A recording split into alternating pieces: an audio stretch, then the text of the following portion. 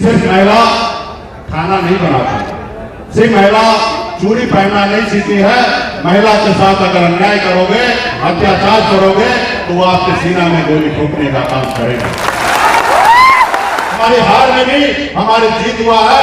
हमने जब मुजफ्फरपुर में बचा में लड़ाई लड़ा, भले हम चुनाव हारे, लेकिन 30,000 वोट मिला और हम अपने दुश्मन को हराने में कामयाब हुए। हमने लड़ाई लड़ने का काम किया।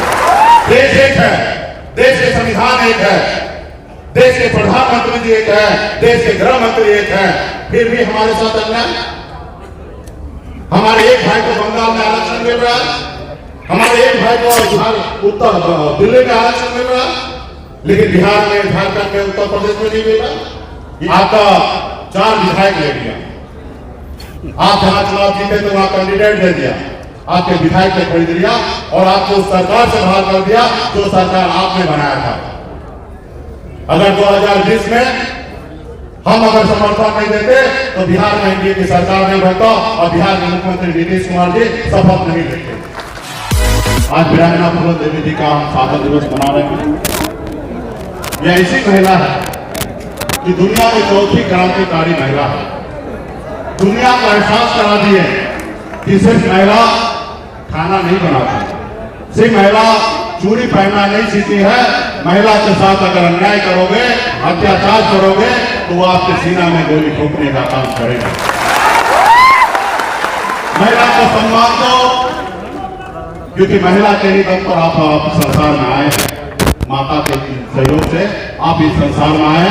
माता को, बहन को आप सम्मान देने का काम करो। माता बहन के साथ गलत नहीं करो। उन्होंने पूरे देश और दुनिया को बताया। और ऐसी महिला को सजा मिली। सजा मिलने के बाद 10 साल के बाद बाहर निकली। 2 बार उत्तर प्रदेश में सांसद बनी। अपने समाज के हक अधिकार के लिए संघर्ष कर रही थी। लोगों ने उनका हत्या कर दी। उसके बाद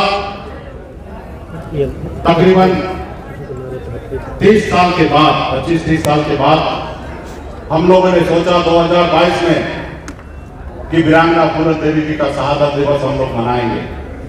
2021 में बिहार में तो हम लोगों ने भरपूर अच्छी तरीके से मनाने का काम किया, लेकिन उत्तर प्रदेश में हमने निर्णय लिया कि हर मंडल में एक प्रतिमा पे माला चढ़ाएंगे।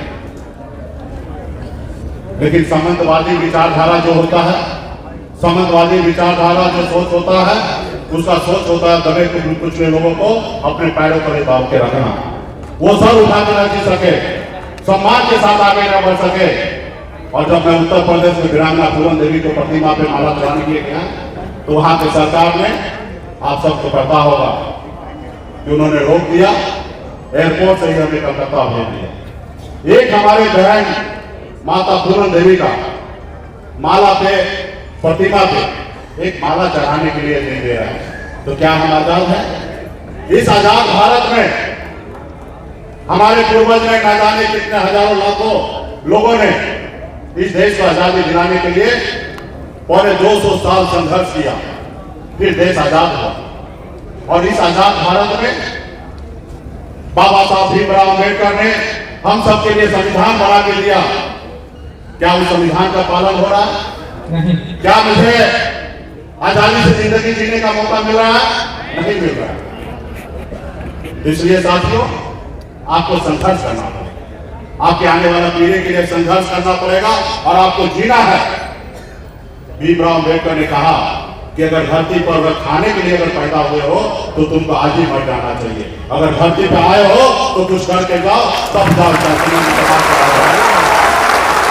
तो साथियों, आज हमारा समाज कहां खड़ा है कि हम अपने वीरांगना फूलन देवी को प्रतिमा पे एक माला तक चढ़ाने के लिए इस राज्य देश से नहीं मिल रहा है। इसके लिए हमें जागरूक होने की आवश्यकता है और इसके लिए हम लोग बड़ी लड़ाई लड़ेंगे।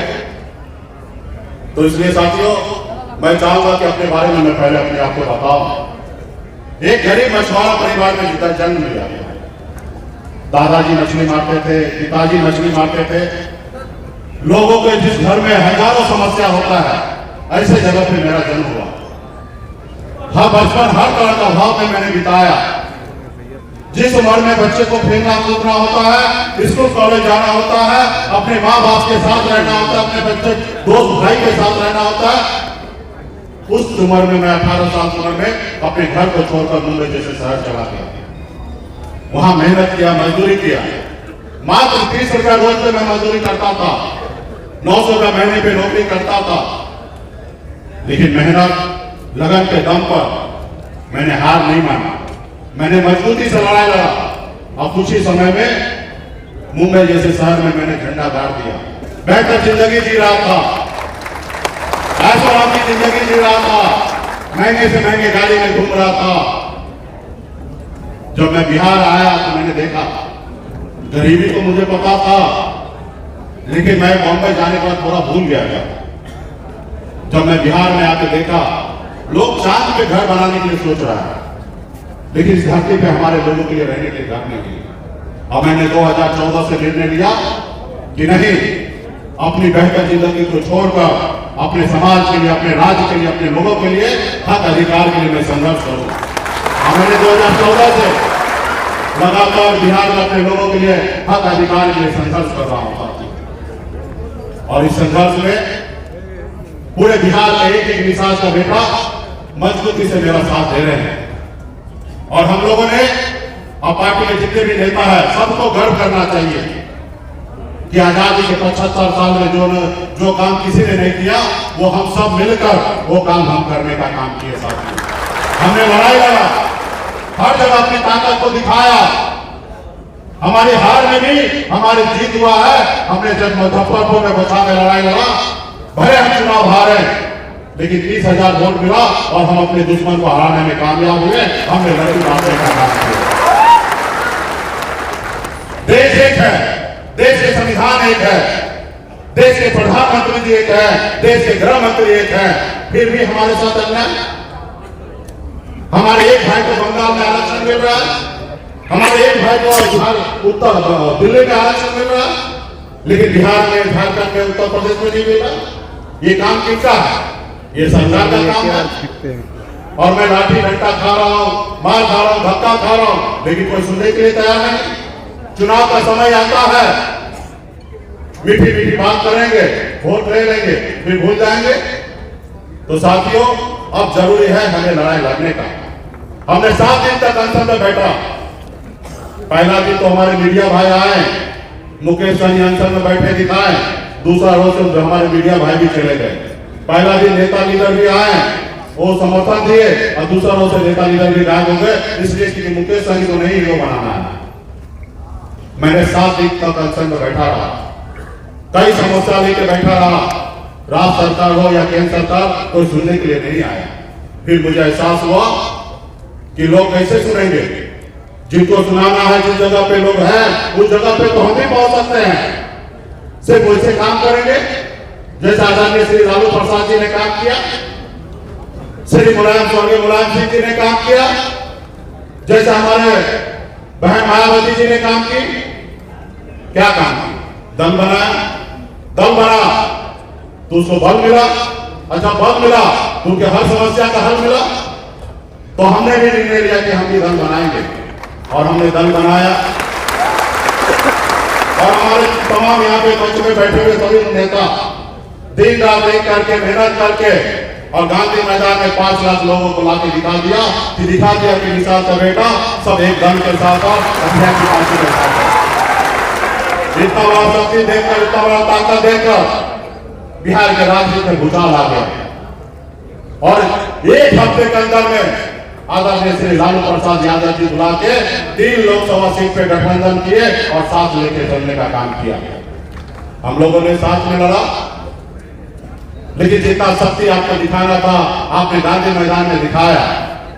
आप शायद 2019 के चुनाव में आपने नहीं दिखा पाया। आज अगर 2019 के चुनाव में वो ताकत दिखा देते, तो शायद आज इस तरीके से हमें इस मंच पर बोलने की आवश्यकता नहीं पड़ता। आपने खून पसीना बहाया, लेकिन जब फसल काटने का समय आया, उस समय आपने फसल नहीं काटा। आप 3 लोकसभा सीट हार गए। महागठबंधन में भी लगने लगा कि मुकेश सहनी के पास वोट है या नहीं है। फिर एक अग्नि परीक्षा आया सहरसा में, फिर वहां पे हमने अग्नि परीक्षा देकर अकेले अपने दम पर 30,000 वोट लाया और दुश्मन को मैंने वहां पे हराया। तब फिर एहसास हुआ कि हमारे पास वोट है। फिर भी उनके मन में संशय था। जब 2020 का चुनाव आया तो आपने देखा किस तरीके से हमारे सीट का घोषणा नहीं किया, क्योंकि उनको लगा कि हमारे साथ वोट नहीं है, गलतफहमी का शिकार हो गया। और जब मैं गठबंधन से बाहर निकला और जब दूसरे गठबंधन में मैं चला गया तो पहला जिस गठबंधन में था वो बिहार का सीएम बनने से 10 कदम दूर रह गया। अगर मैं रहता तो 10 कदम दूर नहीं रहते, 100 कदम आगे रहते। तो उनको भी मैंने अपनी ताकत दिखाया और फिर हम काम करने लगे, अपने लोगों के लिए हक अधिकार की बात करने लगे। तो अगला को लगा, उन लोगों को जिन लोगों ने हमारे पूर्वज को हमको गुलाम बना के रखा था, उनको लगा कि मुकेश सहनी कुछ नहीं था, तब हमको झुका के 11 सीट ले लिया और ये ही अपने समाज के लिए काम करते रहेगा तो आने वाले समय में न जाने 51 सीट मांगेगा, एक समय आएगा 101 मांगेगा और एक समय आएगा अपने दम पर बिहार में सरकार बनाएगा। इसको खत्म करो। उनको मुकेश सहनी से तकलीफ नहीं था, उनको आपसे तकलीफ था, पार्टी के सभी पदाधिकारी से तकलीफ था, पूरे बिहार के निषाद समाज सभी उपजाति से तकलीफ था। बिन बेदा मनिया मला चाहे जितने भी हमारी उपजाति है उनसे तकलीफ था। वो नहीं चाहता कि अति पिछड़ा से बेटा अपने दम पे खड़ा हो जाए और दूसरा कोई कर्पूरी ठाकुर खड़ा हो जाए। उन्होंने आपको खत्म करने का काम किया। आपका 4 विधायक ले लिया, आप जहां चुनाव जीते तो वहां कैंडिडेट दे दिया, आपके विधायक को खरीद लिया और आपको उस सरकार से बाहर कर दिया जो सरकार आपने बनाया था। अगर 2020 में हम अगर समर्थन नहीं देते तो बिहार में एनडीए की सरकार नहीं बनता और बिहार के मुख्यमंत्री नीतीश कुमार जी शपथ नहीं लेते। हमारे पास भी बहुत सारा अवसर था, लेकिन हम एकलव्य के वंशज हैं, अमर शहीद सुब्बा सहनी के वंशज हैं, बिराका फूलन के वंशज हैं, वेद व्यास के वंशज हैं। हम कभी किसी के साथ गद्दारी नहीं करते, हम ईमानदारी के रास्ते से चलते हैं। लेकिन उन्होंने क्या किया? उन्होंने क्या किया? आपके विधायक खरीद लिया, आपको सरकार से बाहर कर दिया। जो सरकार आपने बनाया था, आपके समाज के हक अधिकार की काम कर रहा था। 75 साल के बाद तो बिहार में ऐसा मौका मिला, हम 4 विधायक बनाने में कामयाब हुए, लेकिन हम लोग कुछ नहीं किए।